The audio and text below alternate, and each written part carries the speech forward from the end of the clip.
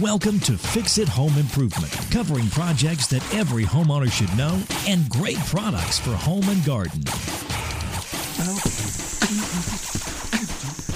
Hi, I'm JC, and this is where we share weekly home improvement tips. I'm here with my co-host, Cindy. Hello, JC. Hi, Cindy. This week we're going to be talking about cribs, and we'd like to thank Art Hendrickson for a 5-star rating and review on Apple Podcasts. We appreciate it. And we'd like to thank Mike Luoma from the Glow in the Dark radio podcast for mentioning our podcast, and he reads his science fiction stories on his podcast. I spoke to Quikrete, and they're having a contest to see what you can make out of one bag of Quikrete concrete, like a table, a lamp bottom, a garbage can, a flower pot, something creative. And you can win a trip to Atlanta and $500, $1,500, or $2,500, and it's now till October 8th. You can check it out at quikrete.com, One Bag Wonder. That's QUIKRETE.com/ONE-BAG-WONDER.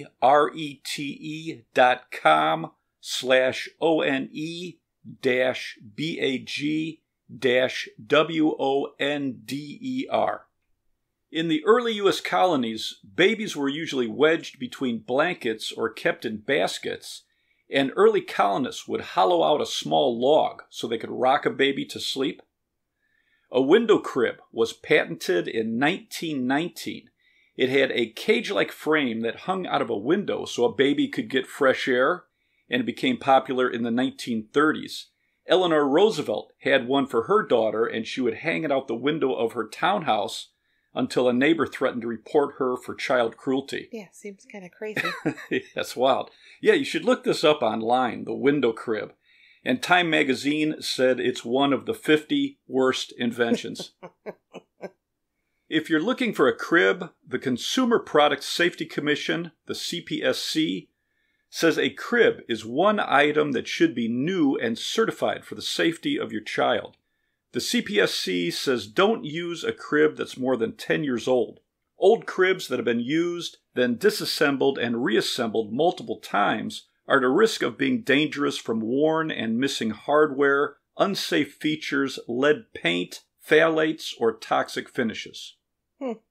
If you are getting a used crib from a friend or a family member, check the Consumer Product Safety Commission website at cpsc.gov for recalled cribs. The CPSC recommends not using a crib that was manufactured before June 2011. If you are getting a used crib, make sure the mattress is firm and tight-fitting to the crib's sides. There shouldn't be any space where the baby could get trapped. If there is a space and you can fit 2 fingers or more into that space, the mattress is too small. Measure the space between the crib's slats. The space should be 2 3/8 inches or less. Don't use a crib with a drop side. That's a side that slides up and down. They're no longer allowed to be sold, and they should not be used. The Consumer Product Safety Commission says at least 32 deaths were caused by drop-side cribs, along with many injuries. A used crib shouldn't have any missing or loose parts, which could create a spot to trap a child, causing an injury. Older cribs didn't have the same standards as a modern crib. Thin wood can shrink and warp, and glue can become brittle over time, causing the slats to come loose or joints to fail, which can cause a hazard. Right. We cleaned out my parents' house last year. Okay. In the attic, and my mom had kept our old crib. So at this point, it's over 40 years old. Yeah. And so that just went into the dumpster. Yeah, that's older than 10 years. Yeah. You almost have to take that stuff apart and throw it away so somebody doesn't take it. Right. The crib shouldn't have any decorative finials or corner posts that are over 1/16 of an inch. And that's so the baby's clothing doesn't get caught on it. There should be no cutouts on the headboard or the footboard so a baby's head or hand could get trapped. The mattress should be adjustable, and the top of the side rails should be at least 26 inches above the mattress. There shouldn't be any nails, screws, or pieces that stick out, and the finish should be in good shape, no peeling or chipping. If the crib has wheels, they should lock. Okay. For cribs with mesh sides, the mesh openings should be less than 1/4 inch. If you have larger openings, they could potentially trap buttons on clothing. The mesh shouldn't have any tears or loose threads that can entangle a baby, and the mesh should be securely attached to the top rails and the floor plate. The top rail cover shouldn't have any tears or holes. New cribs sold in the U.S. have to comply with the safety standards set by the Consumer Product Safety Commission. Cribs with the JPMA certification means the crib has been tested by an independent facility and it meets or exceeds the ASTM standards. And these are federal standards for safety. Okay, what are all those? JPMA is the Juvenile Product Manufacturers Association, and ASTM is the American Society for Testing and Materials. If a crib is made from composite wood, it should have a CARB 2 certification, and that's CARB, and this regulates formaldehyde emissions from composite or engineered wood. A Green Guard Gold certification means the crib meets strict standards for low emissions of chemicals that could be a health hazard to children. And you should look for low or no VOC finishes on a crib. If you have concerns about VOCs, a solid hardwood crib with food-grade linseed oil as a finish is considered one of the safest types of cribs, but these are usually going to be more expensive. Right. What are VOCs? These are gases that are given off by products, and the EPA says some VOCs can have short and long-term adverse health effects. When you're shopping for a new crib, a standard full-size crib has enough room for your baby to use it till they're around 2 years old. And this can be less expensive than buying a couple different sized cribs, like starting out with a small crib. Right. The CPSC says the inside dimensions for a standard full-size crib is 28 by 52 3/8 plus or minus 5/8 of an inch. And standard cribs are stress tested for weight, movement, and impact. They're considered the safest for heavier, active babies. Okay. Full-sized cribs will have at least 2 height adjustments for the mattress. If you have 3 or 4 adjustments, that's even better and safer. You need to keep lowering the mattress as your child starts sitting up and then standing up so they stay safe in the crib. Nationwide Children's Hospital says around 10,000 children a year are taken to emergency rooms with injuries from cribs, bassinets, and playpens. And most of these injuries are caused by kids climbing out and falling on the floor. Mom? A convertible crib can transition into another style bed. A 2-in-1 convertible crib has a front panel that can be removed, and you would replace this with a guardrail that covers half of the front area, and that's going to keep a toddler from falling out of the crib while they're sleeping. A convertible 3-in-1 crib can be converted into a toddler bed, then a day bed with no guardrail. A convertible 4-in-1 goes from a crib to a toddler bed, to a day bed, and then to a full-sized bed.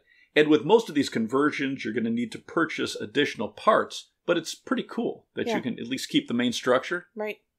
Multi-function or multi-purpose cribs will have a changing table that's connected to the crib with drawers or shelves for storage. And some convertible cribs will have a changing table or shelves that are connected to the crib. Okay. Portable cribs are going to be smaller than a standard crib, and there can be a range of sizes and styles. Many of these don't come with a mattress, so if you're purchasing a mattress, it's important that you get one that fits snug with no gaps. Portable cribs can have wheels to move from room to room, or they can fold for travel. Right. And some of the portable cribs are convertible mini cribs that can become a toddler bed or a day bed. A sleigh bed has a curved headboard and a curved footboard, so it looks like a sleigh. Round cribs are circular, so there's no corners. A cradle is a crib that usually has rockers rather than feet, so you can rock your baby. So this is like the updated version of a hollowed-out log. A bassinet is a small, lightweight crib. It can have wheels or legs or folding legs, and some of these have a handle, so you can carry it around. Huh. A bedside sleeper is sometimes a bassinet or a crib that attaches to an adult-sized bed. The American Academy of Pediatrics, AAP, they encourage room sharing with a baby, but not sleeping in the same bed, which can actually be dangerous. It increases the risk of sudden infant death. An article in Science Direct found babies that sleep in the same room as parents rarely cry at night compared to infants who sleep in a separate room. It's wild, huh? Yeah. Babies in cribs next to the parent's bed have 4 times less chance of SIDS, that's sudden infant death syndrome. AAP says studies suggest room sharing for the first 6 months could reduce the risk of sudden infant death by as much as 50%. Wow. The Consumer Product Safety Commission says infants under 12 months should be placed on their backs to sleep on a firm, tight-fitting mattress. Don't put pillows, quilts, comforters, sheepskin, bumper pads, or stuffed toys in the crib, and only use a fitted bottom sheet specifically made for a crib mattress. The American Academy of Pediatrics found at least 13 deaths from sleep positioners, and these are used to keep a baby from rolling onto their stomach, but they've caused suffocation. So AAP says always place your infant on its back unless directed otherwise by a pediatrician for reflux or congestion. Also, blankets and pillows have caused over 80 deaths from suffocation, so only use a sleep sack or footed pajamas. The Journal of Pediatrics found crib bumpers have been associated with at least 27 deaths from suffocation or strangulation. AAP recommends not using any type of crib bumpers, even if the models are advertised to be breathable. The Journal of Pediatrics says sleep-related infant death has declined significantly since AAP and other organizations have recommended babies should only be placed on their backs on a firm mattress to sleep. Avoid allowing a baby to sleep on a couch, an armchair, or a seating device like a swing or even a car safety seat unless they're riding in a car. A study by the University of Arkansas found soft, plush sleeping surfaces pose a danger to infants. The National Library of Medicine found in a nationwide study that infants allowed to sleep on sheepskin bedding on their stomachs had a significantly higher risk of SIDS from suffocation or reduced airflow. AAP says sheepskin has been found not to be a significant risk after your child is 1. Sheepskin is common in Germany and other areas to keep kids cool in the summer and warm in the winter. AAP says there are over 3,400 SIDS deaths a year. The infant's crib and sleeping area is an important part of preventing SIDS. Never place a crib near a window with blinds or curtains with any type of cord. Keep baby monitor cords and cables away from the crib area, and keep the crib away from drapes where the baby could get tangled in it.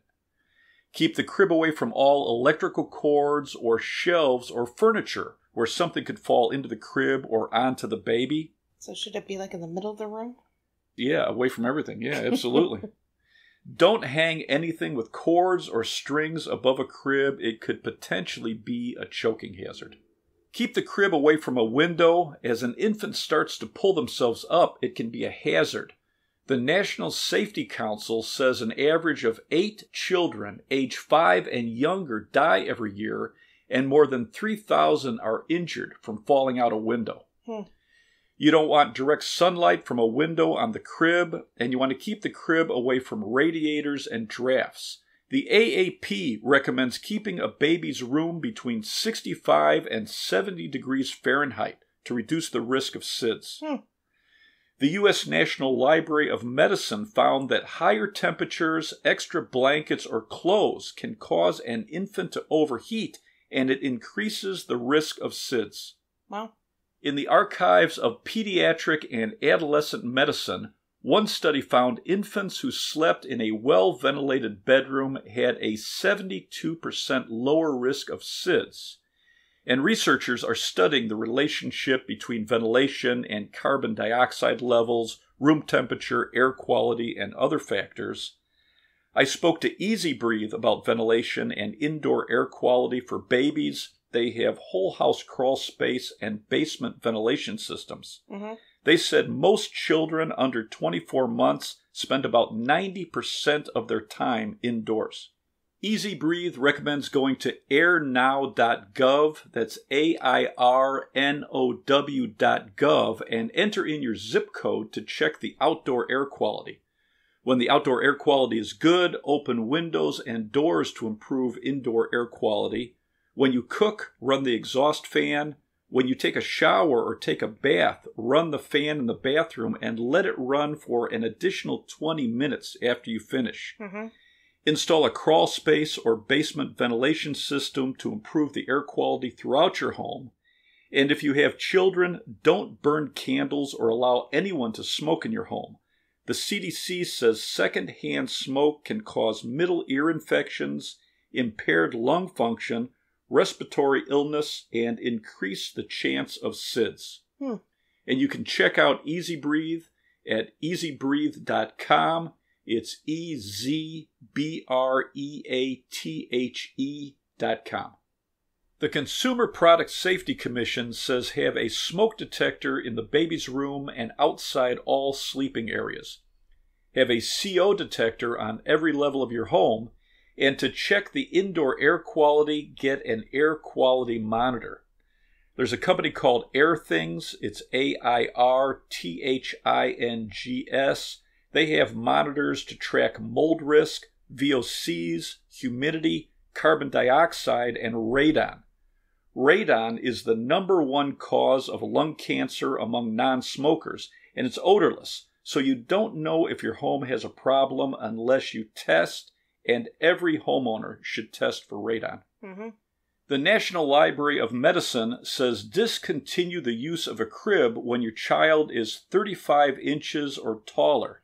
And that's based on research watching children 12.5 to 36.5 months old attempting to climb out of a crib. When you're putting together a crib, make sure you follow the assembly instructions. Full-size cribs require 2 people for proper alignment, and that's going to help prevent damage to the parts. Many can be assembled with a Phillips screwdriver and an Allen wrench, but check what tools are recommended and use those tools. Parts need to be firmly tightened down but not over-tightened to prevent damage. For most cribs, only use hand tools. Don't use a drill to tighten screws. And then you should have a routine to make sure all the parts are tight throughout the year. Some top-rated cribs come from Baby Leto. It's BABYLETTO. Baby Bjorn. It's BABYBJORN. Da, which is a great name. Mm-hmm. It's DADADA. Graco, GRACO. Delta Children, DELTA. Storkcraft, STORKCRAFT.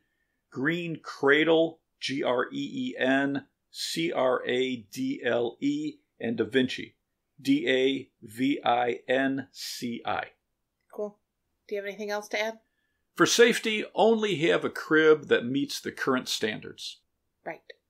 Let's wrap this up. You can subscribe to the podcast on your favorite podcast app.